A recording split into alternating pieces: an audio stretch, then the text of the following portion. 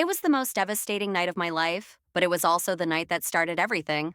I, Isabella Monroe, at the age of 20, stood in the opulent living room of the Harrington family where I was supposed to be the future bride. Instead, I was the expelled one. "It's over, Bella," Mrs. Harrington declared coldly, her eyes as sharp as knives. 15 years under our roof as our adopted daughter has concluded. You are not our blood. Alexander, terminate the engagement. Alexander. Alex Harrington, my fiancé of 3 years, did not hesitate. He didn't even look me in the eye. "It's regrettable, Bella. You must understand. We need stability. Victoria has returned."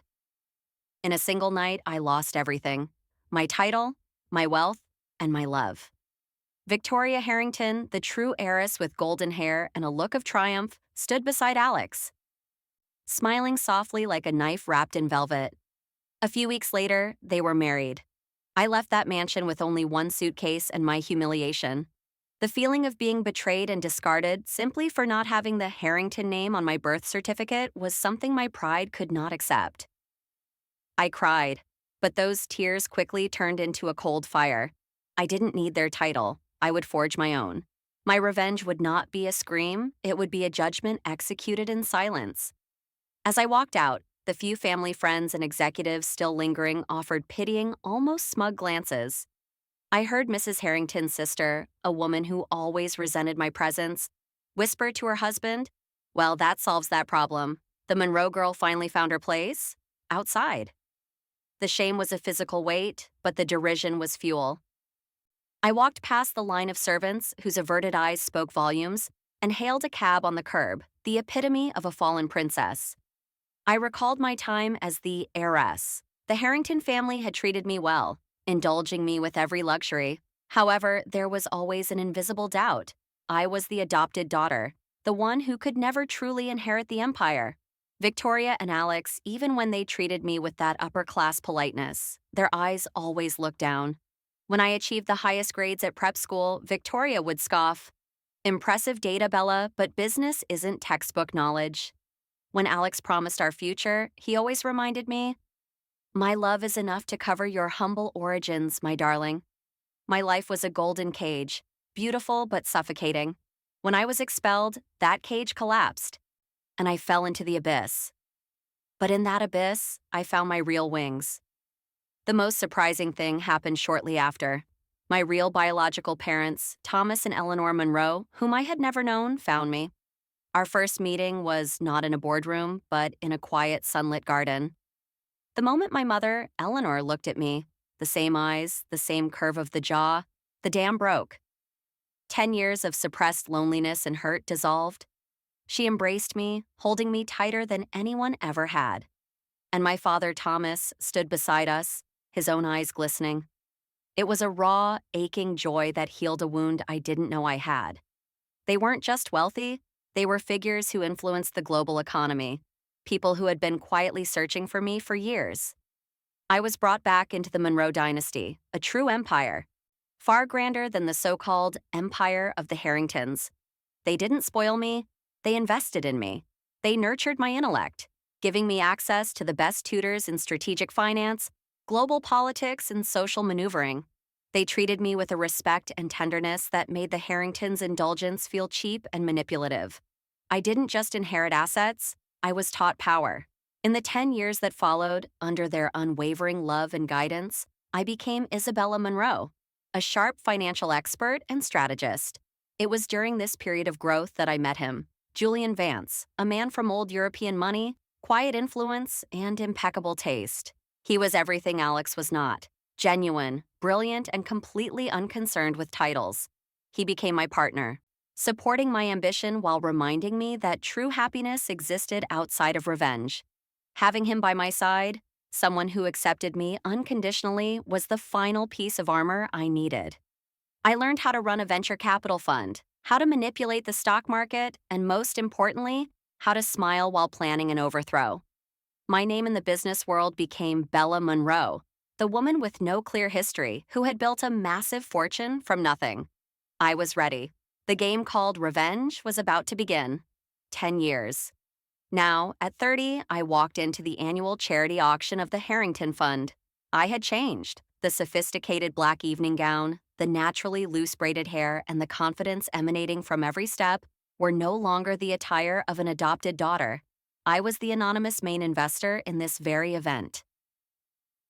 I saw them, Victoria and Alex. Victoria, now the CEO of the Harrington Group, was still proud and aloof. Alex, my former fiancé, looked slightly heavier, self-satisfied, and still wore the same luxury watch I had given him 10 years ago. They approached me by the champagne bar, where a small sculpture was displayed for auction. "Oh my God, Bella!" Victoria exclaimed, her surprised tone entirely feigned. "What a surprise to see you here. I heard you were doing personal financial consulting somewhere." "Well, good for you." Alex looked at me scrutinizingly, but quickly shifted to contempt. "You still maintain your looks. We're bidding on this statue. The starting price is $50,000. Perhaps it's a bit out of reach for a small-scale consultant." Victoria sneered, glancing at me from head to toe. "Did you bring enough cash to place a bid?" "Don't embarrass us, Bella. This auction isn't for playing games." I smiled calmly, raising my glass. "I understand the rules of the game, Victoria. Don't worry, I'm just assessing whether this artwork is worthy of its true price." The auction began with the main event, a rare 18th century painting, valued at around $1.5 million. Victoria immediately placed a high bid. Alex whispered in her ear, clearly wanting to appear knowledgeable. The painting was pushed up to $1.8 million. Victoria bid $1.9 million, looking around challengingly. It was my turn. I raised my bidding paddle. $2.5 million. The entire hall murmured. Victoria turned to look at me, her face stunned. "Monroe, what the hell are you doing? You can't possibly have." "I am Bella Monroe, Ms. Harrington, and I can," I replied, my eyes still fixed on the auction floor. Victoria was furious. She pushed the price to $2.6 million. I calmly raised it to $3 million. Then I looked at Alex and subtly shook my head. "Alex, you should save your money. I heard Victoria is about to face an unusual audit." Victoria panicked. "Silence! $3.2 million. This was the moment I delivered the light, but fatal blow. I raised my bidding paddle, not to bid, but to signal my close friend Anna, who was working in the auction department. As Victoria waited for me to raise the bid, I smiled kindly at her.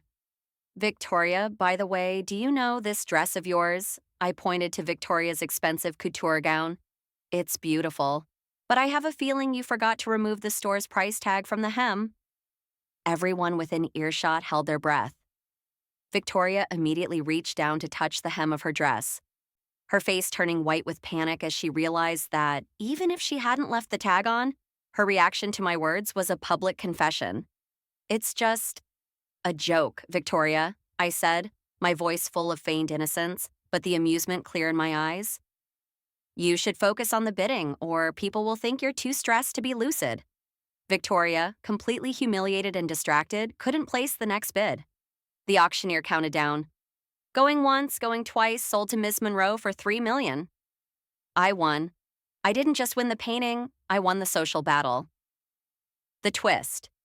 Just as the applause died down, a new item, an antique diamond necklace, was presented.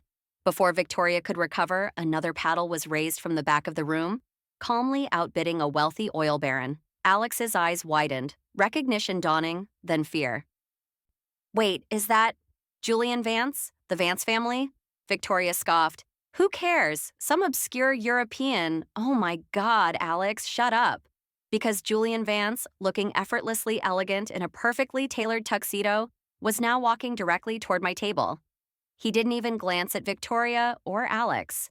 He simply leaned down, kissed my cheek, and whispered loud enough for the Harringtons to hear, "Apologies, darling. I was stuck on a call finalizing a portfolio acquisition. Did you manage to find something lovely for the penthouse?"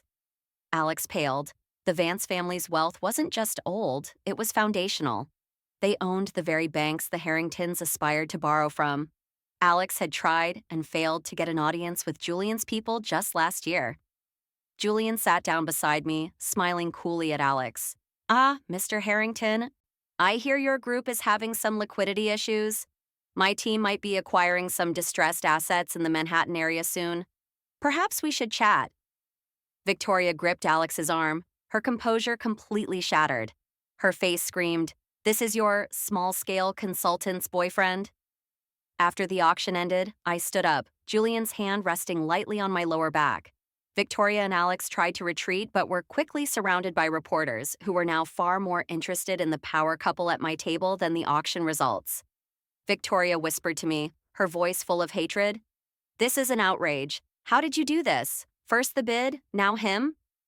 Alex hissed, "Where did you get the money, Isabella? What is your source of capital? And what's your relationship with Vance?" I turned back, no longer smiling. I handed an envelope to Alex. "This is my late wedding gift, Alex. You should check it." Inside was a detailed statement showing that the Harrington Fund had paid Coveney Bank to acquire the maturing debt of the Harrington Group. At the top of the document was a large signature, Isabella Monroe, chairman of the Monroe Global Investment Fund. Victoria and Alex stared at the statement, then at me, horrified. "The Monroe Global Fund," I said clearly, loud enough for nearby reporters to hear. "That is the fund owned by my parents, Thomas and Eleanor Monroe. They are the ones who found me 10 years ago." I looked at Victoria, my voice soft yet full of authority. "Victoria, 15 years ago, you thought you got rid of an imposter. But you were wrong. You got rid of the true master of everything you are desperately trying to hold on to. Monroe Global's assets are 5 times the size of the Harrington Empire. And as Julian just hinted, I looked over at him and he gave a slight knowing nod. The Vance family's investment arm was instrumental in securing the leverage. We have acquired your company's debt, and in a few weeks, I will be the one deciding whether you can keep your proud CEO title." I looked at Alex one last time. "And Alex, about that watch on your wrist? It's fake, just like our engagement promise. True value isn't in the label, but in the ability to create them." Julian gently squeezed my shoulder. "Shall we, Bella? The car is waiting." I placed my hand on Anna's shoulder. "Thank you, Anna, for arranging everything.